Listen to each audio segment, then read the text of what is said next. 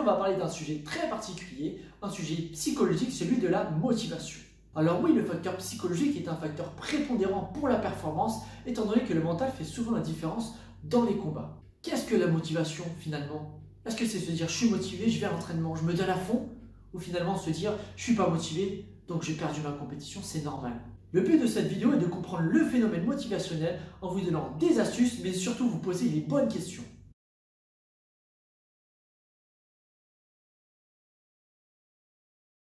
Ce qu'il faut savoir en premier temps, c'est que votre cerveau réagit par des pôles extrêmes. Positif, négatif, gagné, perdu, motivé, pas motivé.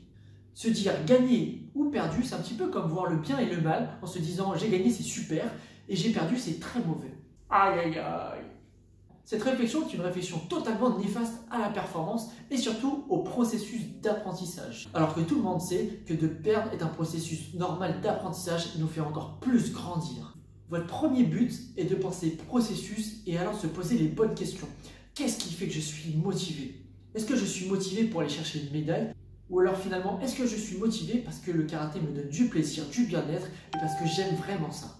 C'est un petit peu la question que mes amis me posent lorsqu'ils me disent « Mais pourquoi tu continues à faire la compétition? Tu as été 10 fois champion de France, tu as été vice-champion d'Europe. Non mais tu attends de perdre ou quoi ?»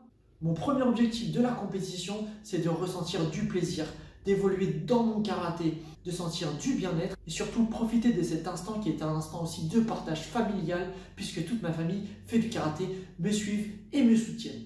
Vous êtes alors dans une motivation qui va être intrinsèque, une motivation très profonde, alors que vous avez une deuxième motivation qui est une motivation de récompense et qui est la motivation extrinsèque. C'est-à-dire que c'est une motivation qui va arriver lorsque vous allez avoir une récompense. Je vais aller faire des compétitions pour avoir des médailles. Je vais aller faire une première ligue pour essayer de gagner le chèque.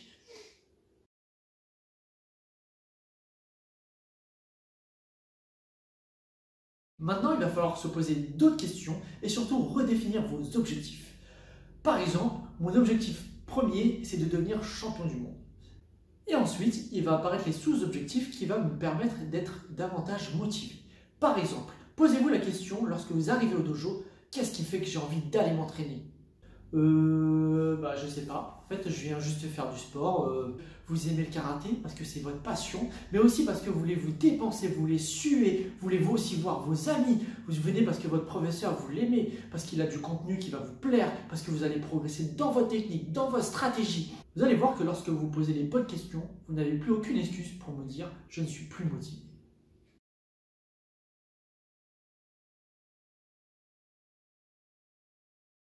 Une autre chose, c'est d'essayer de se parler positivement. C'est ce que l'on appelle le dialogue interne en psychologie. Alors je vois beaucoup de mes élèves qui se disent « j'y arrive pas, ton exercice est trop difficile », alors qu'ils n'ont même pas encore essayé, ou alors qu'ils l'ont répété une ou deux fois. Ben non mon pote, c'est normal de ne pas y arriver tout de suite, le processus d'apprentissage il est long, il est progressif, il est étape par étape, et tu dois justement accepter le fait de ne pas y arriver tout de suite, et surtout tu ne dois pas te parler négativement. Apprenez qu'une phrase négative a 7 fois plus d'impact neurologique qu'une phrase positive. Aïe aïe aïe, le travail que vous allez avoir à faire derrière lorsque vous allez vous dire « je suis nul ». Alors réveillez-vous tous les matins en vous disant « je suis moche, je suis nul, je n'y arriverai pas ». Avec des phrases tout le temps négatives. Plus vous allez vous dire « je suis moche », moins vous allez faire d'efforts pour vous maquiller, pour bien vous habiller, etc.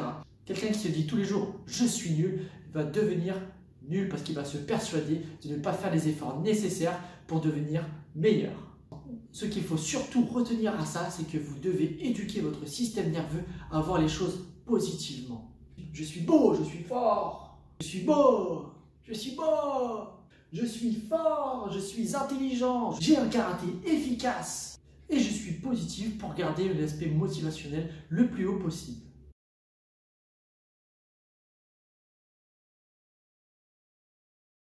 Vous voyez que la motivation, ça se travaille, et un autre point important se résume en 2 mots. Inspirer et s'inspirer. S'inspirer. Qu'est-ce qu'il y a de mieux d'être acclamé par un public, de marquer une technique et d'avoir le public qui se lève, de sentir un karaté efficace et qui transcende les spectateurs, mais aussi d'inspirer sa famille à travers son karaté parce que j'ai une bonne technique, parce que je suis bon, mais aussi parce que je suis travailleur. Parce que mes attitudes deviennent un modèle pour eux et pour les autres. Mais aussi, il faut que je puisse m'inspirer des autres. C'est-à-dire qu'il faut construire mon karaté en observant ce qui se passe autour de moi.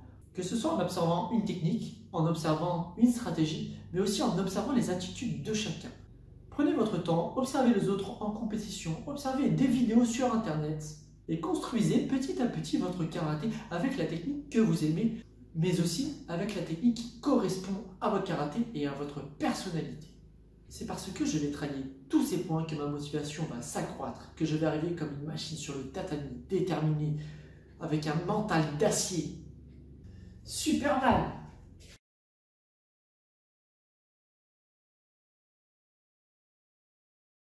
Si je fais un bilan de ces astuces, je vois que dans mon processus d'apprentissage motivationnel, je vais énormément travailler mon imagerie mentale.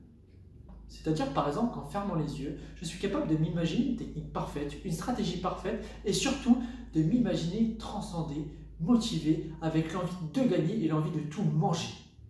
Je vous conseille aussi de travailler votre motivation à l'entraînement sur chaque technique, votre détermination, votre aspect mental, et vous voyez bien que l'aspect psychologique est un aspect qu'il ne faut absolument pas négliger. Je vais vous laisser réfléchir sur cette vidéo. N'oubliez pas que vous êtes maître de votre karaté. Travaillez chaque point de la performance. Et je vais finir par une dernière phrase qui me tient à cœur. Vos productions sont vos seules sources de stimulation. Ciao les amis!